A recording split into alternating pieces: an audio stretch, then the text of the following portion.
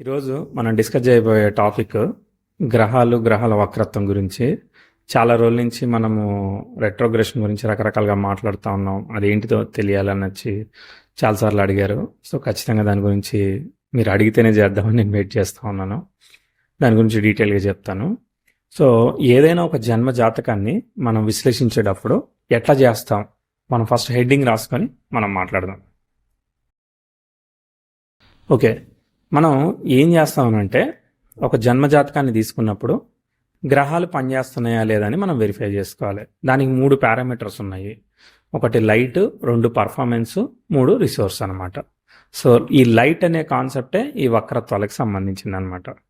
దాని తర్వాత ఏదైతే మనం గ్రహాలు పనిచేస్తున్నాయా లేదా వెరిఫై చేసినాక ఆ రిజల్ట్ని, అంటే ఆ ప్లానెట్స్ ఎట్లా పనిచేస్తున్నాయి అనేది ఎట్లా డిస్ట్రిబ్యూట్ చేయాలి. ఒక మనిషికి ఏది దక్కుతుంది దక్కదు, అది వివాహం, ఉద్యోగము, ఇంకా సంతానము, ఏ విషయంలో అయితే అది ఇన్ఫ్లుయెన్స్ చేస్తుంది, ఏ భావం మీద, మనిషి యొక్క ఏ కార్నర్ ఆఫ్ లైఫ్ మీద ఇన్ఫ్లుయెన్స్ చేస్తుందో మనం దాన్ని పట్టుకుంటాం. పట్టుకున్న తర్వాత ఓకే పలానా భావం వీక్గా ఉంది లేదంటే బాగుంది అని మనం వెరిఫై చేసాం. వీక్గా ఉంది అని అంటే ప్రతిసారి అయిపోదు అనమాట, దానికంటూ సర్టెన్ టైం వస్తుంది. అదే మనకి దశ అనమాట. దశను పట్టుకొని ఓకే ఈ పర్టికులర్ది వీక్గా ఉంది కాబట్టి ఈ పర్టికులర్ టైంలో ఇది వచ్చింది కాబట్టి ఇది ఎఫెక్ట్ అయ్యే అవకాశం ఉంది అని చెప్పి మనం కన్స్ట్రక్ట్ చేసుకుంటాం అనమాట. ఇంకా అడిషనల్ సపోర్ట్కి మనం ప్రోగ్రెషన్స్ వాడతాం. ఇదంతా ఒక లెందీ ప్రొసీజర్. సో ఈ ప్రొసీజర్ని నేను సింప్లిఫైడ్గా చెప్పడానికి ఒక 10-15 నిమిషాల్లో ఈ వీడియోలో వక్రత్వం గురించి చెప్పడానికి ట్రై చేస్తాను. వక్రత్వం అనేది ఒక చిన్న విషయం. ఈ విషయంని ఆధారంగా చేసుకొని మనము స్టెప్ బై స్టెప్ ప్రోగ్రెస్ చేసి ఫైనల్లీ రిజల్ట్ని జడ్జ్ చేస్తున్నాం. అయితే ఇది ఖచ్చితంగా అన్నిటికన్నా ఇంపార్టెంట్ కాన్సెప్ట్ అనమాట.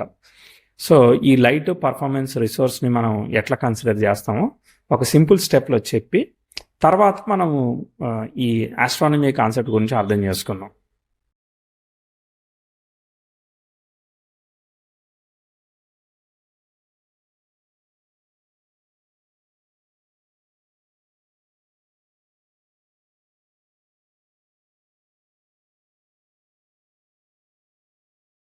సో లైట్, పర్ఫార్మెన్స్, రిసోర్స్ అనే ఈ 3 ముఖ్యమైన విషయాల్లో ఈ లైట్ గురించి మనం ఫస్ట్ మాట్లాడదాం. పర్ఫార్మెన్స్ అంటే ఏం లేదు, ముందే చెప్పేస్తాను.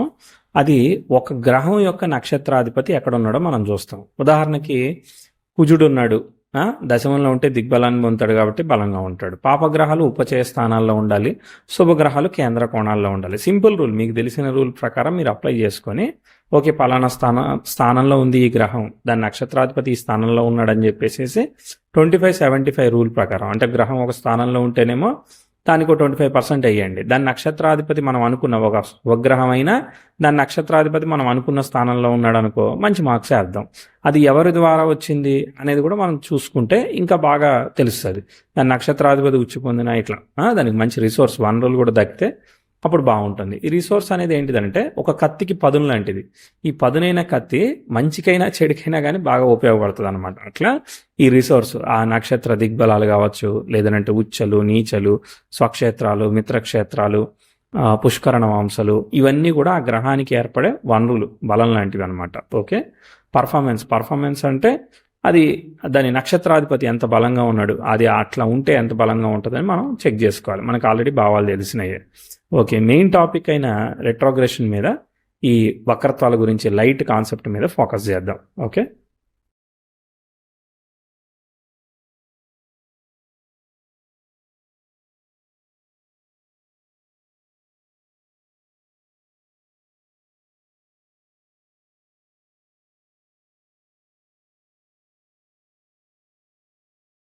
మనకి అసలు ఈ కొంచెం ఆస్ట్రానమీ అర్థం కావాలన్నమాట, ఈ లైట్ కాన్సెప్ట్ అర్థం కావడానికి.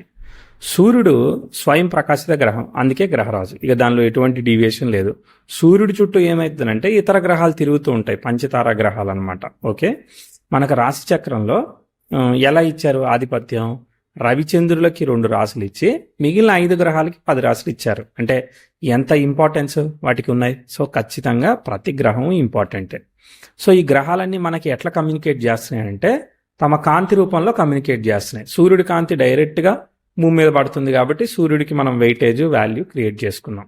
అదర్వైజ్ ఇంకా మనకి ఎట్లా తెలుస్తుంది నక్షత్రాలు అవన్నీ చాలా చాలా దూరంగా ఉన్నాయి. సో అట్లా ప్రతి గ్రహం కూడా తమ లైట్ ద్వారానే మనకి కమ్యూనికేట్ చేస్తున్నాయి. సో లైట్ ఉంటేనే ఆ గ్రహం మనకు ఉన్నట్టు లెక్క. ఆ లైట్ ఇన్ఫ్లుయెన్స్ లేదన్నట్టే లేదు. సో స్వయం ప్రకాశితమైన సూర్యుడు డైరెక్ట్గా తన రేసెస్ని పంపిస్తే మిగిలిన ఈ పంచతార గ్రహాలన్నీ సూర్యుడి యొక్క కాంతి వాటి మీద పడితే రిఫ్లెక్షన్ ఆఫ్ లైట్ భూమి మీద పడుతుంది. ఇట్లా ఎప్పుడు ఉంటే అది పర్ఫెక్ట్గా ఉన్నట్టు. కానీ కొన్ని ప్రత్యేకమైన సందర్భాలు విచిత్రంగా జరుగుతాయి. అంటే సూర్యుడి లైట్ కొన్ని ప్రత్యేక సందర్భాల్లో భూమి మీదకి రాదు. ఎలా రాదు? గ్రహణాలు వచ్చినప్పుడు రాదు. చంద్రగ్రహణము, సూర్యగ్రహణం. అప్పుడు ఏమవుతుంది? రవి రాహులో, రవి కేతువులో, లేదంటే చంద్ర రాహులో, చంద్రకేతులో ఇలా కలుస్తారు. సో ఇది దీనికి బేస్ అనమాట. ఇది నేనే కనిపెట్టానని చెప్పను, ఇది నా పర్సెప్షను. అంతకుముందు రకంగా ఉండేది, ఇప్పుడు ఈ విధంగా మారింది. సో ఇది మీకు నచ్చితే వాడుకోండి, మీరు కూడా ప్రయత్నం చేయండి. నచ్చలేదు, వర్క్ అవ్వట్లేదు మీకు అనుకుంటే వదిలేసేయండి. సరే, సో ఇప్పుడు ఈ గ్రహాలన్నీ కూడా సూర్యుడి చుట్టూ తిరుగుతున్నప్పుడు సూర్యుడి కాంతి వాటి మీద పడి రిఫ్లెక్షన్ ఆఫ్ లైట్ తిరిగి వచ్చేసి మళ్ళీ భూమి మీద పడుతుంది అనమాట. ఇది బేసిక్ కాన్సెప్ట్. కానీ 3 సందర్భాలు చెప్పాను కదా. ఒక సందర్భం ఏంటిది? గ్రహణం. ఇంకో సందర్భం ఏంటిది? వక్రత్వం. సూర్యుడి నుంచి దూరంగా వెళ్ళిపోయినప్పుడు కూడా అవి లైట్ని, సూర్యుడి లైట్ తీసుకోలేవు కాబట్టి ఆటోమేటిక్గా పడదు కాబట్టి రిఫ్లెక్షన్ ఆఫ్ లైట్ భూమి మీద ఉండదు. ఇంకో సందర్భం ఏంటంటే చాలా క్లోజ్గా వెళ్ళిపోయి కంబస్ట్ అయిపోతూ ఉంటాయి అనమాట. అప్పుడు కూడా రిఫ్లెక్షన్ ఆఫ్ లైట్ ఉండదు. కానీ కొన్ని ప్రత్యేకమైన ఎక్సెప్షన్స్ ద్వారా నేను ఒక 6 రూల్స్ని ఐడెంటిఫై చేశాను అనమాట. 6 రూల్స్, 6 రకాల రూల్స్ అనమాట. వీటిని నేను మ్యాథమెటికల్గా కూడా ఆల్రెడీ ఇంప్లిమెంట్ చేశాను అనమాట. సో దాన్ని పట్టుకుంటే మనం చాలా ఈజీగా దాన్ని చేయొచ్చు, ఆటోమైజ్ చేయొచ్చు. సో నేను ఆల్రెడీ ఆటోమైజ్ చేశాను. సో ఇన్ ఫ్యూచర్ దాన్ని ఎక్సెల్లో లెవెల్లో ఉన్నది, ఇన్ ఫ్యూచర్ వెబ్సైట్ లెవెల్లో కూడా చేద్దాం. సో ఫస్ట్ రూల్స్ ఏంటిదో అర్థం చేసుకోండి. ఇవన్నీ కూడా నేను మాన్యువల్గా చార్ట్ చెప్పేటప్పుడు ఈ 6 రూల్స్ గుర్తుపెట్టుకొని అప్లై చేస్తూ వెళ్తున్నాను. ఈ వక్రత్వం అనేది ఏదో ఒక్క బర్త్ చార్ట్లో మాత్రమే తీసుకోకుండా మనం ప్రోగ్రెషన్స్ వాడుతున్నాం కాబట్టి ఇయర్ బై ఇయర్ కూడా మనం దాన్ని వెరిఫై చేస్తూ వస్తున్నాం అనమాట. బేసిక్ ఆస్ట్రానమీ కాన్సెప్ట్ అర్థమైంది కదా. సూర్యుడి లైట్ పడితేనే అన్నీ కూడా రిఫ్లెక్షన్ ఆఫ్ లైట్ భూమి మీద పడుతూ ఉంది. సూర్యుడికి గ్రహాలు దూరంగా వెళ్ళిపోతున్నప్పుడు మనం చార్ట్లో కూడా అబ్జర్వ్ చేసుకోవచ్చు. ఏ గ్రహం ఎన్ని రోజుల్లో వక్రిస్తుంది, ఎట్లా అయింది. సూర్యుడికి ఆపోజిషన్లోకి వెళ్ళిపోయినప్పుడు మార్స్ కానీ, అంటే కుజుడు కానీ, లేదంటే శని కానీ, గురువు కానీ వక్రిచ్చేస్తారు కదా. క్లోజ్గా వచ్చినప్పుడు మనం మౌఢ్యములు ఇట్లాంటివి ఫేస్ చేస్తాం. సో ఇలా ఏ సందర్భంలో అయినా కానీ లైట్ అనేది లేనట్టయితే మనకి ఏది ఉన్నా కూడా కనిపించదు అనమాట. సో గ్రహాలు వర్క్ అవుతున్నాయి అని అంటే ఈ ఫస్ట్ ఈ లైట్ని మనం పట్టుకోవాలన్నమాట. సో లైట్ గురించి మనం మాట్లాడదాం. ఆ రూల్స్ ఎట్లా క్యాలిక్యులేట్ చేయాలో మీరు ఫస్ట్ అర్థం చేసుకోండి. ఓకే, నేను చెప్తా, రాసి మాట్లాడదాం.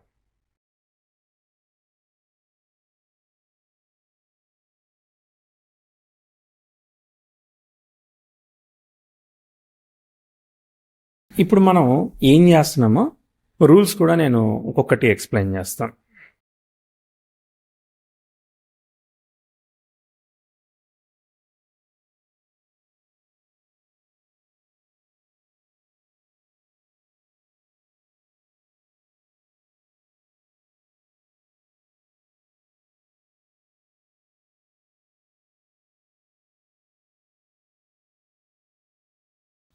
నేను సింపుల్గా 5 రూల్స్ రాశాను. మనం ఏదైనా బర్త్ చార్ట్ వెరిఫై చేసేటప్పుడు ఎలా చేస్తామనంటే ఒక గ్రహం ఎలా ఉందనేది మనం వెరిఫై చేసుకుంటాం. దాని నక్షత్రాధిపతి ఎక్కడ ఉన్నాడు అనేది మనం వెరిఫై చేస్తాం. దాని తర్వాత నక్షత్రాధిపతి ఎలా ఉన్నాడో వెరిఫై చేయాలి, తర్వాత నక్షత్రాధిపతి ఎక్కడ ఉన్నాడో వెరిఫై చేయాలి. సో ఫస్ట్ రూల్ చెప్తాను. ఏదైనా ఒక గ్రహం జనరల్గా మీరు ఎలా రాసుకోవాలని అంటే, ఇప్పుడు నేను ఎగ్జాంపుల్కి ఒక చార్ట్ ఊరికే ఇక్కడ చూపించేస్తాను. ఇప్పుడు మిథున లగ్నం తీసుకున్నాను నేను. ఓకే, నెక్స్ట్ ఏంటిది? ఒక గ్రహాన్ని తీసుకున్నాం. ఓకే, ఇప్పుడు మీరు ఏం చేయాలని అంటే, ఇప్పుడు కుజుడు అనే గ్రహాన్ని మనం వెరిఫై చేస్తున్నాం కదా. సో కుజుడు ఎలా ఉన్నాడు? వక్రించాడా, డైరెక్ట్ అయ్యాడా? ఓకే, దీన్ని మనం నెగిటివ్గానే పెట్టుకుందాం. వక్రించాడు. అప్పుడు ఏం చేయాలంటే గ్రహం దగ్గర వెళ్ళి ఒక మైనస్ రాసుకోండి. ఓకే, రాసుకున్నాం కదా. తర్వాత ఇది రాహుకేతులతో సంబంధం ఉందా? ఇప్పుడు ఇది ఏ నక్షత్రంలో ఉంది? ఫర్ ఎగ్జాంపుల్ శుక్ర నక్షత్రంలో ఉన్నట్టు అనుకుందాం. ఇప్పుడు ఇది శుక్ర నక్షత్రంలో ఉంది కాబట్టి ఇదే శుక్ర నక్షత్రంలో రాహు గాని కేతు గాని ఉన్నాడా మనం చెక్ చేద్దాం. సో అదే శుక్ర నక్షత్రంలో రాహుకేతువులు ఉన్నారు. మళ్ళీ ఇంకో మైనస్ పెట్టుకున్నాం. ఓకే, సో ఇప్పుడు మైనస్ మైనస్ అంటే రూల్ నెంబర్ ఏ అంటే గ్రహం గురించి చెక్ చేసినప్పుడు మనం ఏ చెక్ చేసాము అంటే గ్రహం వక్రించిందా లేదా చెక్ చేసాం, ఒక మైనస్ వేసుకున్నాం. బి చెక్ చేసాము, అది రాహుకేతుతో సంబంధం ఉందా చెక్ చేసుకున్నాం. ఫైనల్ రిజల్ట్ ఏంటంటే మ్యాథ్స్ చేయాలన్నమాట. సి అదే ఇప్పుడు మైనస్ మైనస్ మనం మల్టిప్లై చేసామనుకో అప్పుడు ప్లస్ వచ్చింది, అంటే గ్రహం ఆల్ రైట్. కాకపోతే ఇది 100% ఇవ్వం, 2 ప్లస్ ద్వారా వస్తేనే అది 100 ఇస్తాము. ఇప్పుడు 80% వరకు మ్యాథమెటికల్గా ఇది బాగుంది. ఓకే, అంటే అది ఆల్రెడీ వక్రించి రాహుకేతుల వల్ల డిస్టర్బ్ చేయబడుతుంది కాబట్టి సేమ్ నక్షత్రంలో ఉండాలి, ప్లానెట్ ఉన్న నక్షత్రంలో ఉండాలన్నమాట. ఓకేనా, సో ఇప్పుడు మనం ఆటోమేటిక్గా దానికి ప్లస్ వచ్చింది.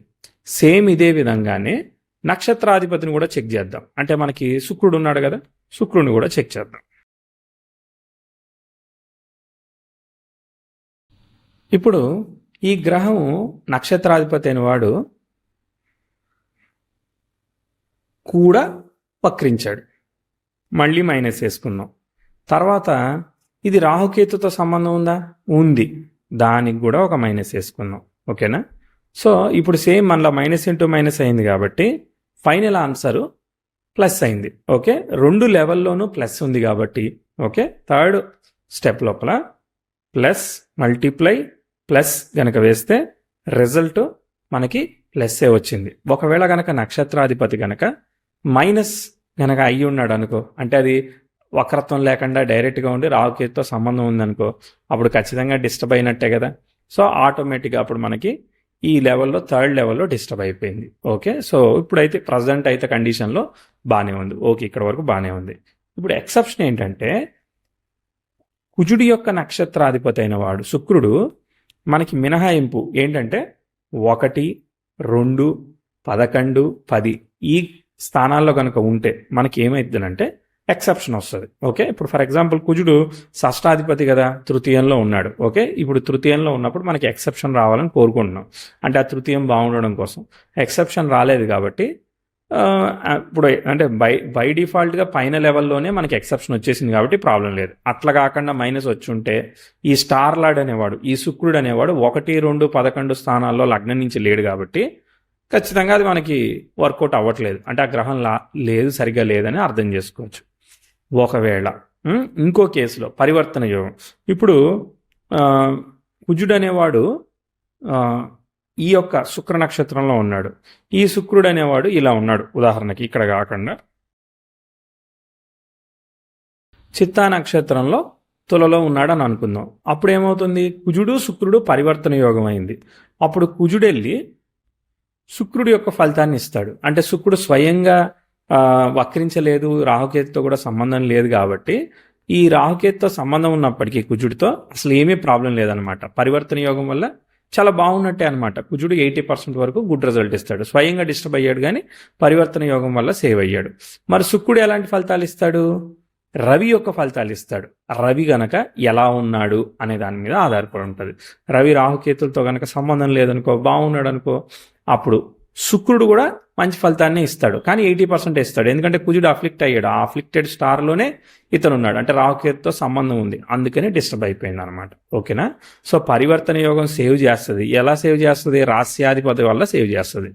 ఒక్కోసారి మనం ఏమైపోతాం అంటే కన్ఫ్యూజన్ కొద్దీ, ఇప్పుడు శుక్రుడు ఓన్ స్టార్లో ఉన్నాడు కదా, స్టార్ లాడు ఓన్ స్టార్లో ఉన్నాడు కదా అని ఇలా రకరకాలుగా కన్ఫ్యూజ్ అవుతాం. అట్లా ఏం కన్ఫ్యూజ్ కాకూడదు, ఎప్పుడైనా ఫిక్స్డ్గా రూల్స్ని తీసుకోవాలి. ఇప్పుడు నేను మీకు విఐపి టికెట్ ఒక టికెట్ ఇచ్చా, సినిమాకి వెళ్ళమని మీ పేరు రాసి ఇచ్చా, మీరు ఆ టికెట్ని వేరే వాళ్ళకి పాస్ చేయలేరు అనమాట. వెళ్తే మీరు వెళ్ళాలి, లేదంటే ఊరుకోవాలి. అలానే నక్షత్రాధిపతికి కూడా ఎక్సెప్షన్స్ వస్తూ ఉంటాయి, ఆ ఎక్సెప్షన్స్ అన్నీ తీసుకొచ్చి ఇవ్వలేడు. ఇప్పుడు శుక్రుడు స్వనక్షత్రంలో ఉండడం వల్ల ఆయన పర్సనల్గా ఎక్సెప్షన్ ఉంది, ఓకే, కానీ అది ఇతని కుజుడికి పాస్ చేయలేడు అనమాట. ఇట్లా మనం గుర్తుపెట్టుకోవాలి, ఇది బెస్ట్ ఎగ్జాంపుల్. తర్వాత అదే 5వ రూల్ కూడా చెప్పేశాను అనమాట. ఓకే, అది రాహుకేతుతో కలిసి ఉన్నా కలిసి లేకపోయినా ఫైనల్లీ మనం రాస్యాధిపతుల్ని పట్టించుకోవాలి. ఇట్లా మనము సాంప్రదాయ జ్యోతిష్యంలో వక్రత్వాన్ని ఐడెంటిఫై చేసాం. కానీ ఇది ఒక్క రోజుకే చేస్తే సరిపోదు, అదే ట్విస్ట్. ప్రోగ్రెషన్ చార్ట్ వేసుకొని మనం సంవత్సరానికి దీన్ని లెక్కగట్టాలి. సో ఈ పరివర్తన యోగం ఇలానే కంటిన్యూ అవుతుందా అంటే ఒక్కోసారి గ్యారంటీ లేదు కదా. ఇప్పుడు వక్రించిన కుజుడు ఇప్పుడు 14 డిగ్రీలకి సింహంలో ఉంటే ఈ పరివర్తన యోగం కాస్త వెనక్కి వెళ్ళిపోయి కేతు నక్షత్రంలోకి వెళ్ళిపోతాడు. ఓకే, అప్పుడు ఆయన వక్రిస్తూ వెళ్ళిపోతాడు, రాహుకేతుతో సంబంధం లేదు. కానీ దాని స్టార్ లాడ్ ఒకవేళ లగ్నం ఏదో ఎక్కడో ఉన్నాడు అనుకో, అప్పుడు ఎక్సెప్షన్ వస్తుంది కదా, అట్లా కూడా దొరుకుతుంది అనమాట. ఇలా లేని పరివర్తనలు వస్తాయి, ఉన్న పరివర్తనలు పోతాయి. ఇలా ప్రతిరోజు కూడా అంటే బర్త్ చార్ట్ నుంచి ప్రోగ్రెషన్ చార్ట్ మన ఆర్వీఎస్ సాఫ్ట్వేర్లో వేసుకుంటే మనం వాడుకుంటాం కదా, పుట్టిన రోజు నుంచి ఎవ్రీ డే పెంచుకుంటా ఒక్కొక్క రోజుని పెంచుకుంటా పోతే ఒక్కొక్క సంవత్సరంగా కన్సిడర్ చేస్తాం. కాబట్టి అలా ప్రతిరోజుకి మనం చెక్ చేసుకోవాలి. ఈ సింపుల్గా ఒక 5 రూల్స్ చెప్పాను అనమాట. ప్రోగ్రెషన్స్ చెక్ చేసేటప్పుడు మనకి గ్రహం గురించి ఏదైతే రూల్ ఉందో ఆ ఒక్క రూలే సరిపోతుంది. మనము ప్రోగ్రెషన్స్ చూసేటప్పుడు కేవలం రూల్ నెంబర్ 1 మాత్రమే చూడాలన్నమాట. ఇలా మనం గ్రహానికి ఏ పర్టికులర్ టైంలో 1990లో పుట్టాడు, 2000లో ఆ బుధుడు వక్రించాడు, 2005 వరకు 2010 వరకు ఆ రెట్రోగ్రెషన్ క్యారీ ఫార్వర్డ్ అయింది, ఒక పర్టికులర్ ఏరియా ఆఫ్ టైం అనమాట. ఓకే, సో దీని గురించి ఒక చిన్న ఎగ్జాంపుల్ చెప్తా. ఇక్కడ వరకు అయితే వక్రత్వం అర్థమైందని అనుకుంటున్నాను. అర్థం కాకపోతే మళ్ళీ రిపీట్ చేయండి. కొన్ని పాయింట్లు నేను మిస్ అయినా ఇదంతా కూడా ఒక డాక్యుమెంటేషన్ వీలైనంత వరకు చేసి ఒక ఆర్టికల్ లాగా వెబ్సైట్లో కూడా వీలైనంత వరకు కొత్త వెబ్సైట్ అప్గ్రేడ్ అయిన తర్వాత దానిలో పబ్లిష్ చేయడానికి ట్రై చేస్తాను. ఆల్రెడీ RBI.app అనే దానిలో మేము చేసేసాం, కానీ ఇంకా కొంచెం బెటర్గా చిన్న కొన్ని ఎన్హాన్స్మెంట్స్ ఉన్నాయి. అవన్నీ ఫిక్స్ కాగానే మీకు అన్నీ కూడా షేర్ చేస్తాను. ఓకే, నెక్స్ట్ ఇంకేముంది? సో ఇప్పటిదాకా మనం వక్రత్వం ఎట్లా వస్తుంది, ఎట్లా క్యాన్సిల్ అవుతుందో మనం అంతా చెక్ చేసాం. మనము లైట్ పర్ఫార్మెన్స్ రిసోర్స్లో మనం ఏం మాట్లాడాం? కేవలం లైట్ గురించి మాట్లాడాం. ఇప్పుడు దీనికి ఒక చిన్న ఎగ్జాంపుల్ చెప్తాను చూడండి.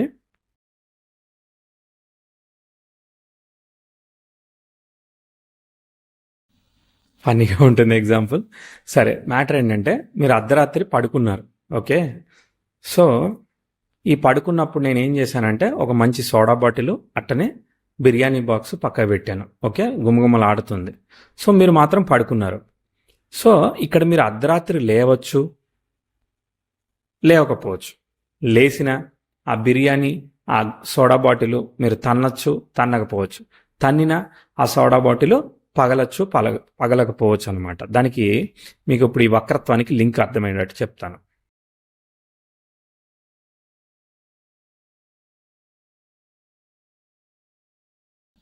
మీరు ఈ గ్రాఫ్ చూస్తే ఈ టైం అనేది ఇట్లా వెళ్ళింది. ఓకేనా, ఈ టైం ఎప్పుడైతే పడిపోయిందో అంటే నాకు ఎక్కడి నుంచో రెట్రోగ్రెషన్ ఎఫెక్ట్ అంతా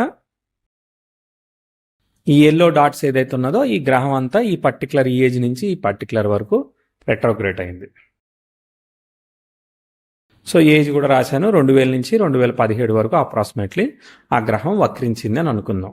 ఈ వక్రించినప్పుడు ఈ పర్టికులర్ టైంలో కింది పడిపోయినప్పుడు ఆ పర్టికులర్ గ్రహం యొక్క దశాభుక్తి మాత్రమే వచ్చిందనమాట. అప్పుడు ఆ గ్రహం వక్రించింది. ఓకేనా, ఇప్పుడు ప్రోగ్రెషన్స్ కూడా నేను అనుకున్నట్టు లేవు. సో ఇలాంటి ఒక డిఫికల్టీ టైంలో ఆ గ్రహం ఫుల్గా ఏదన్నా ఒక పవర్ఫుల్ ఆక్యుపెంట్ అయ్యాడు ఒక హౌస్కి. ఓకే, అలాంటప్పుడు ఖచ్చితంగా ప్రోగ్రెషన్స్ కూడా బ్యాడ్గా ఉన్నాయనంటే ఖచ్చితంగా ప్రాబ్లం చేసే అవకాశం ఇస్తుంది. కాబట్టి మనం దీన్ని ఇట్లా కన్సిడర్ చేయాలన్నమాట. ఎప్పుడైతే కేవలం గ్రహం వక్రించినంత మాత్రాన ఏమీ జరిగిపోదు. సీజన్ అండ్ నాన్ సీజన్ అని, అన్సీజనల్ అని ఒక చిన్న ఎగ్జాంపుల్ ఉంది. ఉదాహరణకి నా దగ్గర 80 రూపాయలు ఉన్నాయి, లేదు 50 రూపాయలే ఉన్నాయి. నేను పైనాపిల్ కొనడానికి వెళ్ళాను.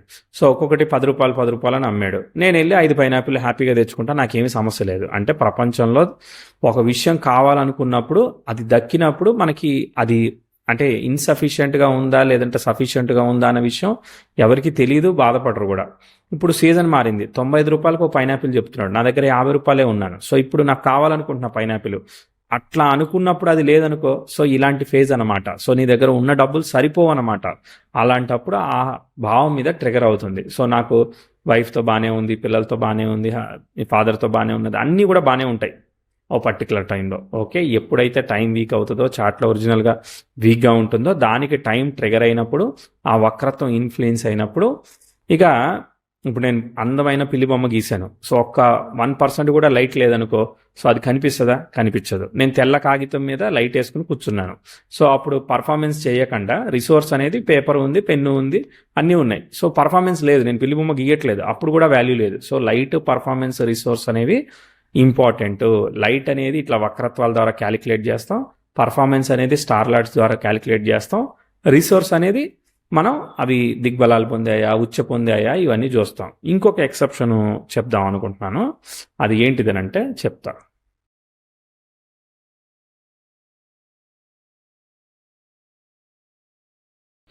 గ్రహాలు దాని నక్షత్రాధిపతులు ఒక్కోసారి ఉచ్చ పొందిన స్వక్షేత్రాల్లో ఉన్న స్వక్షేత్రంలో గ్రహం డైరెక్ట్గా స్వక్షేత్రంలో ఉంటే 60% వరకు సేవ్ అవుతుంది అనమాట. అంటే స్టార్ లార్డ్ సరిగ్గా ఉన్నా లేకపోయినా వక్రించిన రాహుకేతో కలిసి ఉన్న ఎట్లా ఉన్నా కానీ స్వక్షేత్రంలో ఉన్నదని మీరు పూర్తిగా నమ్మడానికి లేదు. ఎందుకంటే ఇప్పుడు మకరంలో 0 degreesకి శని ఉన్నాడు అనుకో, అది ధనస్సులోకి వెళ్ళిపోయే ప్రమాదం ఉంది. సో ఇట్లా ఒక్కోసారి సంధి డిగ్రీలలో ఉంటే గ్రహాలు వెనక్కి కూడా వెళ్ళిపోతాయి వక్రించినప్పుడు. అప్పుడు స్వక్షేత్రంలాగా మనం 60 మార్క్స్ ఇవ్వలేమన్నమాట.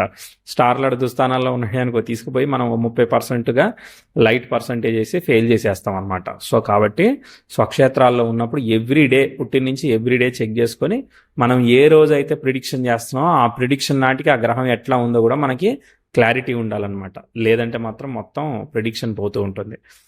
కొన్ని చార్ట్స్ ఉంటాయి, అప్పటిదాకా చాలా బాగున్నట్టు కనిపిస్తే ఒకేసారి పర్ఫార్మెన్స్ అంతా పడిపోతుంది. ఒక్కోసారి అసలు బాగున్నట్టుంటే అప్పటిదాకా ఏముండదు, ఆ తర్వాత నుంచి ఏదో ఒక గ్రహం వక్రత్వం వేయడమో రావడమో జరుగుతుంది. అలా మాడిఫై చేసి చార్ట్ మొత్తం చేంజ్ చేసేస్తుంది అనమాట. ఇలా light, performance, resource, planet work అవుతున్నాయా లేదా తెలుసుకున్న తర్వాత అప్పుడు మనము బావ అనాలిసిస్కి వెళ్ళాలి. అంటే ఆక్యుపెంట్ ఎవరు, లార్డ్ ఎవరు, కారక ఎవరు, ఇది అంతకుముందు మీనట్టు నాడి వీడియోస్లో కూడా ఆల్రెడీ చెప్పున్నాను అనమాట. సో ఆ బేసిస్గా మనం చేస్తేనే మనకి క్లారిటీ వస్తుంది. ఇప్పుడు తర్వాత మళ్ళీ దశా సీక్వెన్స్ కూడా మనకు ఫ్లో చార్ట్ ఉందని చెప్పాను కదా.